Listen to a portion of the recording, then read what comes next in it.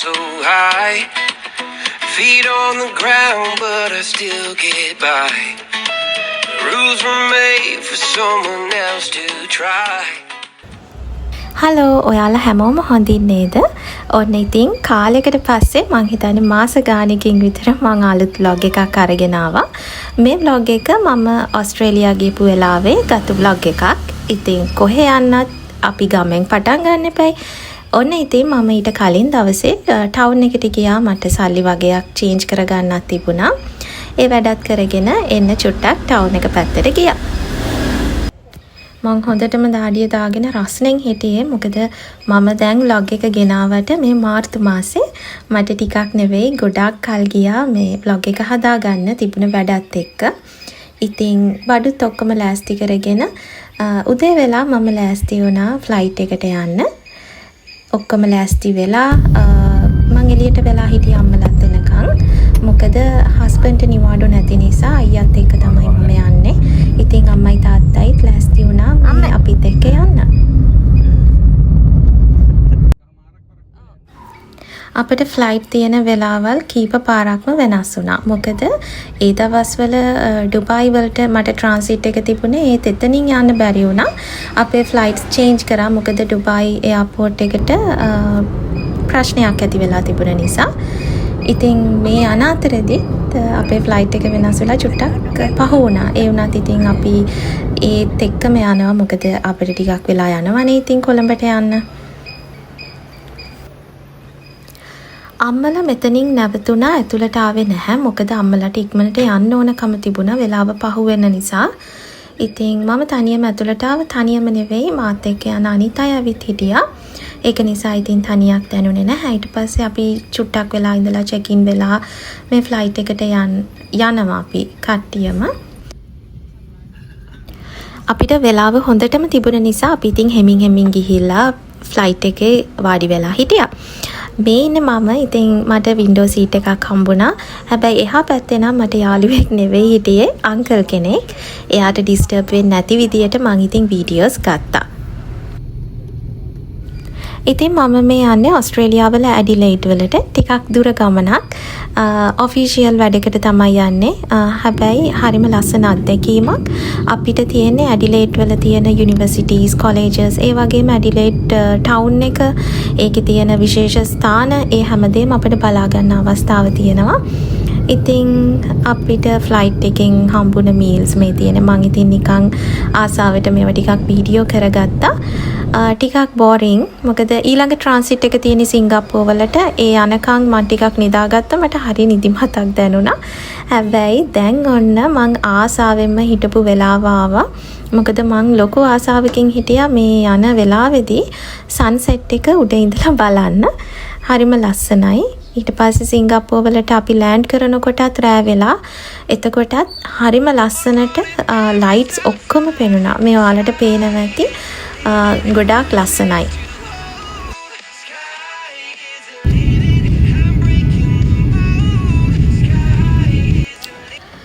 අපිට සිංගප්පූර් එයාපෝට් එකේ ට්‍රාන්සිට් එක පැය 4ක් විතර තිබුණා.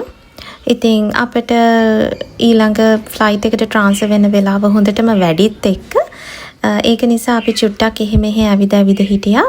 ඔයාලා දන්නවනේ සිංගප්පූර් එයාපෝට් එක කියන්නේ ලස්සනම එයාපෝට් එකක්. එක්ස්ප්ලෝර් කරන්න ගොඩාක් දේවල් තියෙනවා. පැය 4ක් කියන්නේ ඇත්තටම මදි. පැය 12ක වගේ ට්‍රාන්සිට් එකක ඔයාලා ඉන්න තියෙනවා නම් ඔයාලට ගොඩාක් දේවල් තියෙනවා බලන්න, එක්ස්පීරියන්ස් කරන්න. ඉතින් කම්මැලි නැහැ ඉන්න, බෝරින් නැහැ. ඉතින් අපිට එච්චර ලොකු වෙලාවක් තිබුණ නැති නිසා අපිට පොඩි දේවල් ටිකක් කරන්න පුළුවන් වුණා. කරන්න කියන්නේ අපි වොෂ්රූම් ගිහින් නිදහසේ පොඩ්ඩක් එහෙම ඇවිදලා ඊට පස්සේ මෙන්න මේ ඒරියා එකේ අපි ගොඩක් වෙලා හිටියා. ගොඩක් ෆොටෝස් ගත්තා, ගොඩක් වීඩියෝස් නුත් ගත්තා. ඉතින් ඕවා තමයි. හිතේ හැටියට වීඩියෝස්, ෆොටෝස් ඔක්කොම අරගෙන ඊට පස්සේ ගෙදරටත් කතා කරලා පොඩ්ඩක් එහෙ මෙහෙ ඇවිද ඉඳලා අපි මොනවා හරි බොන්න ආවා. මොකද චුට්ටක් විතර මහන්සි බීලා ඉතින් අපි ඊළඟ ෆ්ලයිට් එකට යන්න ලෑස්ති වුණා. මේ තමයි ඉතින් අපේ කට්ටිය. දැන් අපි මේ ඉන්නේ කොන්ටස් එයාලයින් එකේ ෆ්ලයිට් එකක. මේක මෙල්බර්න් යන එකක් නිසා ගොඩක් ශ්‍රී ලංකන්ස්ලා හිටියා. මගේ යහපැත්තේ හිටියේ තාන්ටි කෙනෙක්. එයාත් එයාගේ ළමයි ඔක්කොම ඉන්නේ මෙල්බර්න් වල. එයා නම් නිතරම යනවා කියලා ඉතින් විස්තර කතා කරා. ඒක නිසා ලොකු පාළුවක් තිබුණ නැහැ. හැබැයි ගොඩක්ම කරේ නිදාගත් එක. කෑමත් ලොකුවට ගත්තේ නැහැ. නිදාගත්තු එක තමයි ඇත්තටම කරේ. ටිකක් නෙවෙයි ගොඩක් මහන්සි වුණා ඒ ෆ්ලයිට් එක. ඔන්න දැන් අපි මෙල්බර්න් ආවා. මේ ඉන්නේ අපි දැන් මෙල්බර්න් වල. මෙල්බර්න් වලින් අපි ලගේජස් ටිකත් අරගෙන ඊට පස්සේ අපි යනවා ඇඩිලේඩ් යන්න. ඇඩිලේඩ් වලට නම් 2 hours වගේ යන්නේ. 2 hours නෙවෙයි 1.5 hour වගේ ෆ්ලයිට් එකක්. ඒක නිසා ලොකු ප්‍රශ්නයක් නෑ. මෙතනත් පොඩි වෙලාවක් අපේ ට්‍රාන්සිට් ටයිම් එක තිබුණා. ඉතින් කලබලයක් නැතුව අපි හිමින් ගියා. දැන් නම් උදේ වෙලා මෙහෙට.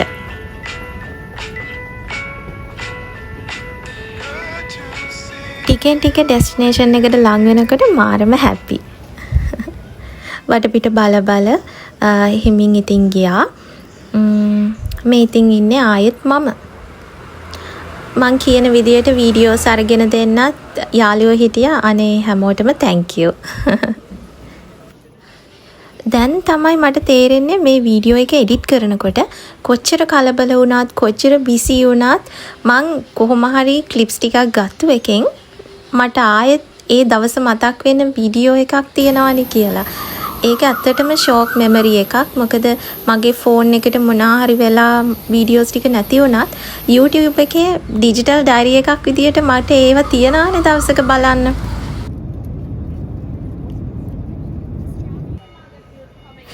දීග ගමනකට පස්සේ ඔන්න අපි ඇඩිලේඩ් වලට ආවා. අපිව වෙල්කම් කරන්න ඒ ප්‍රෝග්‍රෑම් එක කරන අය ඇවිත් හිටියා. ඉතින් කලින් මාර මහන්සි කියන හිටියේ ඒත් මෙතෙන්ට ආවට පස්සේ මේ මහන්සිය කොහෙන් ගියාද දන්නේ. ඒ දවස්වල ඇඩිලේඩ් වල තිබුණේ හරිම ෂෝක් ක්ලයිමේට් එකක්. ඉතින් බලන්නකෝ මං මුලින්ම දැකපු ඇඩිලේඩ් වල වීව් එක කොච්චර ලස්සනයිද කියලා. හොටෙල් එකට යනකම් පාර මම ටිකක් වීඩියෝ කරා. මං ඒවා මෙතෙන්ට දාලා තියෙනවා ඔයාලට බලන්න. මේ වීඩියෝ එකෙන් පේනවට වඩා හැබැයින් ඇත්තට දකිද්දි ඒක මාරම ලස්සනයි. මේ තමයි ටික දවසක් යනකම් අපේ ගෙදර. මුලින්ම රූම් ටුවර් එකක් යමුකෝ. මේ තියෙන්නේ බාත්රූම් එක. ඊට පස්සේ ඇඳ ටීවී එකක් තියෙනවා. මං ඉතින් මුලින් ඇවිල්ලා මගේ ඇඳුම් ටික අරේන්ජ් කරගත්තා. ඊට පස්සේ තමයි මේ රූම් ටුවර් එක දෙන්නේ. මේ බෑග් එක අපිට හම්බුණා ස්නැක්ස් එක දේවල් දාලා. ඊට පස්සේ මේක තමයි මං ආසම තැන. හරිම ලස්සන වීව් එකක් හොටෙල් එකේ මේ ඒරියා එක මේ පැත්ත මට හම්බුනේ ගැන මම මාර ග්‍රේට්ෆුල්. අනේ මේක හරිම ලස්සනයි. ඉතින් මම වතුර එකකුත් රත් වෙන්න තිබ්බා. කොෆි එකක් හදාගෙන මේක දිහා චුට්ටක් බලාගෙන ඉන්න තමයි මගේ අයිඩියා එක තියෙන්නේ. තව ටිකකින් අපි යනවා මේ පැත්තේ තියෙනවා හාබර් ටවුන් කියලා එකක්. ඒකේ බ්‍රෑන්ඩඩ් අයිටම්ස්, ඒ කියන්නේ බෑග්ස්, සපත්තු, ඇඳුම් වගේ දේවල් ලොකු ඩිස්කවුන්ට්ස් එක්ක තියෙනවා. ඉතින් ඒකට තමයි දැන් අපි යන්න හදන්නේ. ඇත්තම කිව්වොත් මම නම් ලොකුවට shopping කරන්නේ නැහැ. මම ඒකට ලෑස්ති වෙලා ආවේ නැහැ. ඒ වුණාට මං ආසයි බලන්න යන්න කොහොමද කියලා. ඉතින් තේ එකක් බීලා චුට්ටක් ඇවිදලා ඊට පස්සේ යන්කෝ එතෙන්ට. දැන් තමයි මෙහෙට ආවට පස්සේ මං එළියට බහලා චුට්ටක් ඇවිදපු පළවෙනි වතාව. මේ වෙලාවෙද්දි හවස 5 වගේ වෙලා ඇති. ඔක්කොම අය ගෙදර යන ටයිම් එක වැඩ එහෙම ඉවර වෙලා. ක්ලයිමේට් එක හරි ෂෝක්. පොඩක් අඳුරුයි වගේ. සීතලත් නැහැ ලොකුවට. හැබැයි පොඩක් ඇඟට දැනෙන තරමට වගේ තියෙනවා.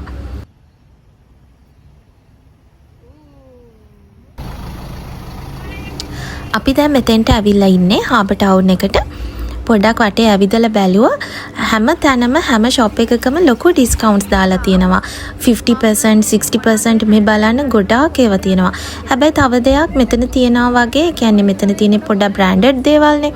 ඒ වුණත් සාමාන්‍ය ලස්සන දේවල් අපිට එළියෙන් ගන්න පුළුවන් ඊට වඩා ගොඩක් අඩුවට.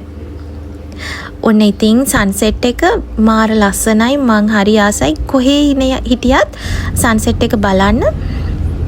මේක නම් මාරම ලස්සනයි. මං කලින් කිව්වා වගේ වීඩියෝ එකටත් වඩා මේවා ඇත්තට දකිද්දි හරිම ලස්සනයි. අපිට ඉස්සරහ දවස් ටික හරිම ටයිට් ස්කෙඩියුල් එකක් තිබුණේ. ඉතින් අපි තීරණය කරා මොනවා හරි shopping කරන්න යනව නම් ගන්න මොනවා හරි දේවල් අපි පොඩක් එළියට ගිහින් බලනවා කියලා අද රෑම. ඉතින් මේ රෑ වෙලා යාළුවොත් එක්ක චුට්ටක් එළියට ආවා. මේ වෙලාවේ මම දන්න ටිකක් දැනෙන සීතල තිබුණා. ඉතින් ඊට පස්සේ අපි ගිහිල්ලා චොක්ලට්ස් අරවා මේවා දේවල් ටිකක් අරගෙන ආයෙත් හොටෙල් එකට යන ගමන් තමයි මේ ඉන්නේ.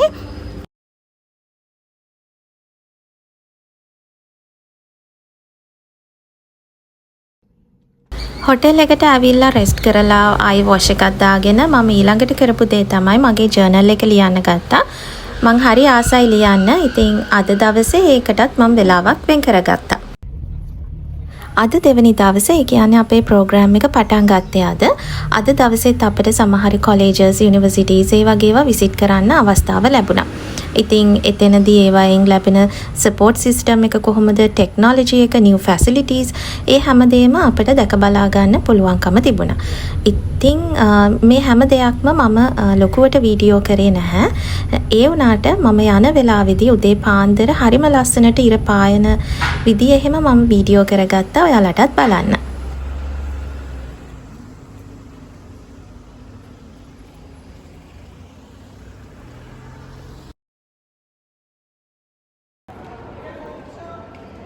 එදා දවස් ඉවර වුණේ ඉවෙන්ට් එකකින්. ඒ ඉවෙන්ට් එක තිබුණේ ඇඩිලේඩ් වල ටවුන් හෝල් එකේ. ඉතින් හරිම ලස්සනට හැමදේම අරේන්ජ් කරලා තිබුණා, ලස්සනට ඩෙකොරේට් කරලා තිබුණා.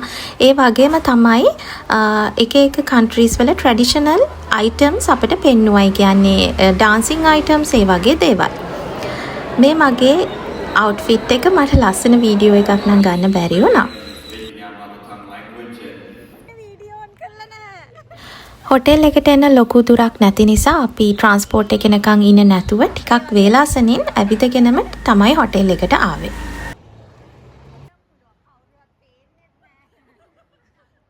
ඒ දවසත් ඔය විදියට ගෙවුණා. මේ තුන්වෙනි දවස මේක තමයි මං හිතන්නේ අපි ගොඩක්ම මහන්සි වුණ දවස. සෙනසුරාදා දවසක් නිසා ෆන් ඇක්ටිවිටීස් තමයි ගොඩක් තිබුණේ. ඒකෙදි ඒගොල්ලන්ගේ එක ඇක්ටිවිටි එකක් තිබුණා. මුළු ටවුන් එක වටේම ගෲප්ස් ඇදිලා එක එක ගේම්ස් කර යන්න. ඉතින් ටවුන් එකේ හැම තැනකම අපි පයින් ඇවිද්දා. මම හිතන්නේ ස්ටෙප්ස් 20000ක් විතර අපි ඇවිදින්න ඇති ඒ දවසේ. ඒත් එක්කම කියන්න ඕන මම ඇඩිලේඩ් වලට එනකොට ගොඩක් ආසාවෙන් හිටපු දේ තියෙන්නේ අද. අපි ඒකටත් යමු. හැබැයි ඒක තියෙන්නේ හවස. මේ දැන් අපි ඉන්නේ චයිනා ටවුන් එකේ. මේ වෙනකොට නම් පුදුම විදියට මහන්සි වෙලා තිබුණේ. අවුවත් ගොඩක් සැරයි. ඒක නිසා අපි ගියා මොනවා හරි බොන්න ගන්න. ඒ පාර ඒ ඩ්‍රින්ක් එකත් අරගෙන අපි චයිනා ටවුන් එකේ චුට්ටක් ඇවිද්දා. චයිනීස් අයට රතු පාට කියන්නේ ලකී කලර් එකක්. ඒක නිසා රතු පාටින් තමයි යාළගේ ඩෙකොරේෂන්ස් ගොඩක් තියෙන්නේ. මම නම් හරි ආසයි ඒවට. ඒවා හරිම ලස්සනයි. පාටත් එක්ක ගොඩක් ලස්සනට කැපිලා පේනවා.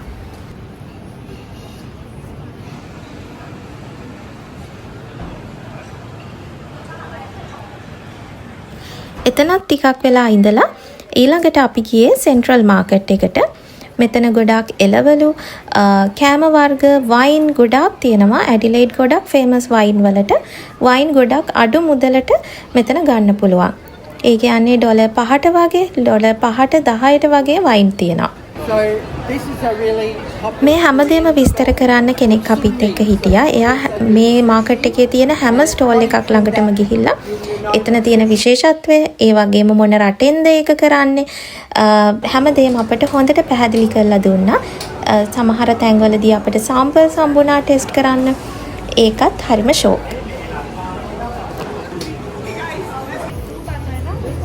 මේ තියන්නේ ඒ වගේ අපිට මී පැණි හම්බුන වෙලාවක්. හරිම ඔතෙන්ටික් මී පැණි එකක්. මේක හරිම රසයි.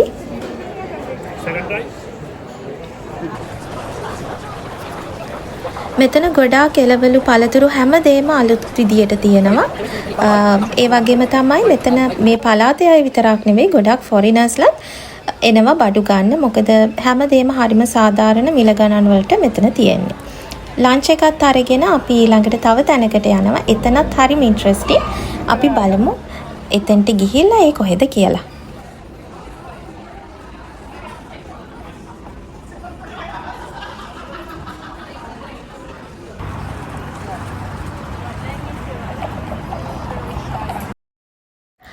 ඔන්න මම දැන් කලින් කියපු තැනට ආවා.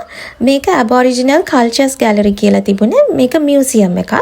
එතකොට මේ අපිට මේ හැමදේම විස්තර කරලා දෙන කෙනා තමයි ඒ ඇබෝරිජිනල් අයගේ මේන් පර්සන් විදියට ඉන්නේ. එතකොට එයා තමයි ඒගොල්ලන්ගේ සීරියස් ඩිසිෂන්ස් ඒගොල්ලන්ගේ ගැන හැම දෙයක්ම තීරණය කරන්නේ මේ පුද්ගලයා. එයා අපිට හැමදේම ඉතාමත්ම විස්තරාත්මකව කියලා දුන්නා. ඉතින් අපේ අතීතයත් එක්ක බැලුවම ඒගොල්ලන්ට අපිට වගේ අවුරුදු 10 ගාණක් එහාට යන අතීතයක් නැහැ. ඒ වුණාට මේ හැමදේම හරියට සංරක්ෂණය කරලා තියෙනවා. තව දෙයක් තමයි අපිට ඕන තරම් ෆොටෝස් ගන්න, වීඩියෝස් ගන්න ඒගොල්ලන් ඉඩ දෙනවා. ඉතින් ඒක නිසා මමත් ඉතින් වීඩියෝස් ටිකක් ගත්තා. ඔයාලට පෙන්වන්න. ඔයාලත් ආසයිනේ මේවා බලන්න.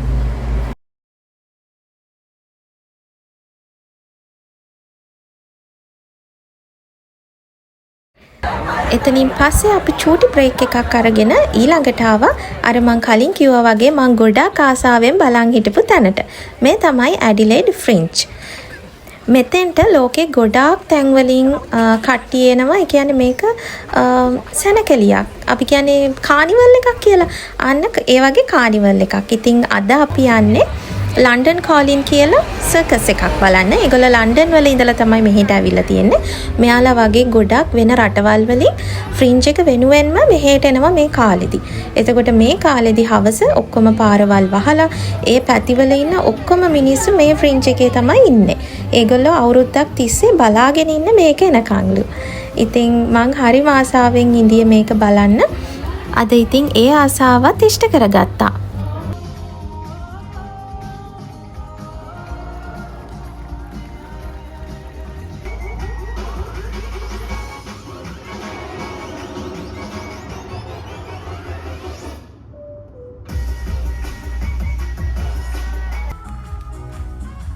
මේක බලද්දි නම් වෙලාව යනවා චුට්ටක්වත් දැනුන්නේ නැහැ. ඒ තරම් හරිම ආසාවෙන් තමයි හැමෝම මේක බැලුවේ.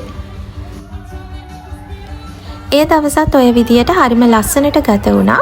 වීඩියෝ එක ගොඩාක් දිග වෙයි කියලා හිතලා මම අනිත් දවස්වල දේවල් මේකට එකතු කරේ නැහැ. ඒ වීඩියෝ එක අරගෙන ඉක්මනට ඔයාලා බලන්න එන්නම්. ඉතින් වෙනද වගේම මගේ වීඩියෝ එක බලන්න එකතු වුණ ඔයාලා හැමෝටම ගොඩාක් ස්තුතියි. ඔයාලට හිතෙන දේවල් ඔයාලගේ අදහස් පහලින් කමෙන්ට් කරන්න අමතක කරන්න එපා. මං හරි ආසයි ඒවා කියවන්න.